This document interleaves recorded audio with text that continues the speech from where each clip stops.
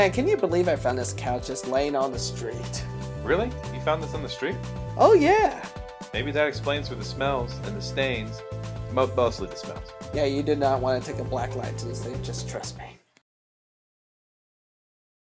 Welcome back to In Retrospect Movie Reviews. I am your co-host, Studebaker Phillips. With me is the Goose. Hello. And today we are reviewing Ted 2, the story about the lovable teddy bear who came to life.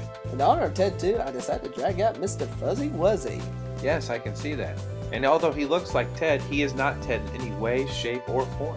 The original Ted movie was quite a surprise. Like, I don't think anybody really went in and saw that how funny and how heartwarming this story could actually be about like a teddy bear and this little boy. And now here's the sequel several years later. Some things have changed in Ted 2, some things have remained the same. The plot of this movie revolves around Ted to get a legal status as a human being. Returning to this film, we have Seth McFarlane and Mark Wahlberg reprising the roles from the original Ted. But unfortunately, we do not have Mila Kunis in this film.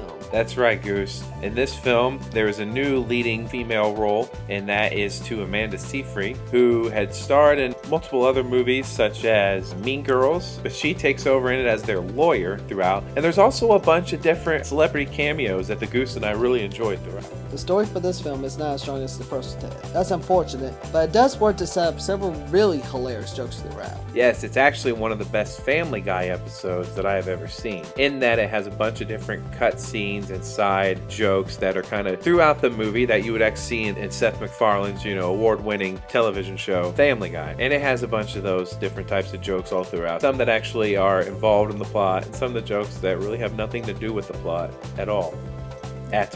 For this movie, I was actually having a really good time throughout the first 3/4 of the movie. Then it did kind of slow down for a little bit. They try to get some heartwarming dialogue and plot in there, but it doesn't work as well as the first movie. But it really starts to pick up towards the last 15-20 minutes. We really start getting a really good story again, and we get one last really hilarious joke. Yes, me too. Throughout the movie, they're actually setting up the ending scene throughout, because they were referring to this certain place and this certain event throughout, and it turned out to be a very funny part of the movie, very colorful, and something that you don't get to see every now and then.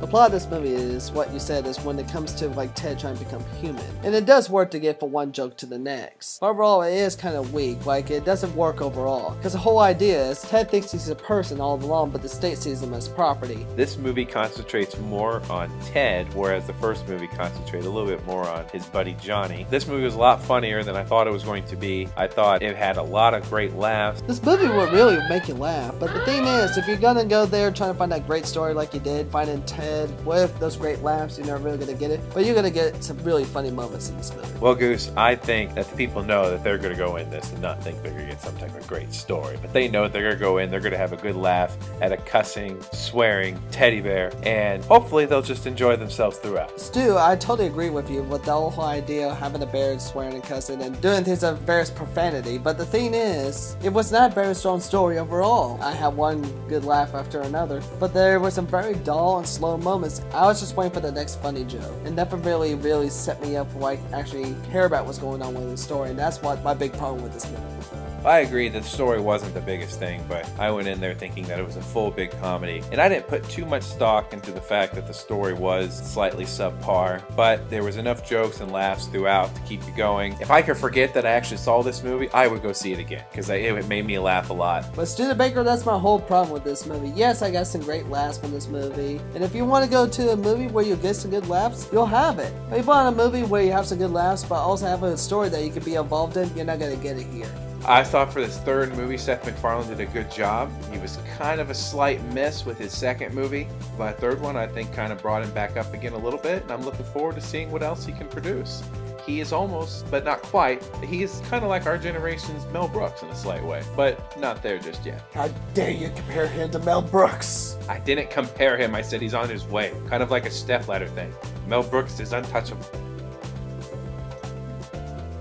This couch, I think there's a reason why it was on the street.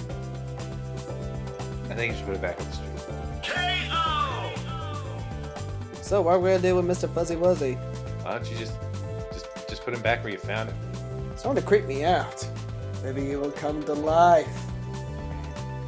Goose, did you really enjoy your Fuzzy Wuzzy teddy bear as a child? Actually, I didn't give two shits about it. I haven't seen you in 10 years. What the hell? Fuck you!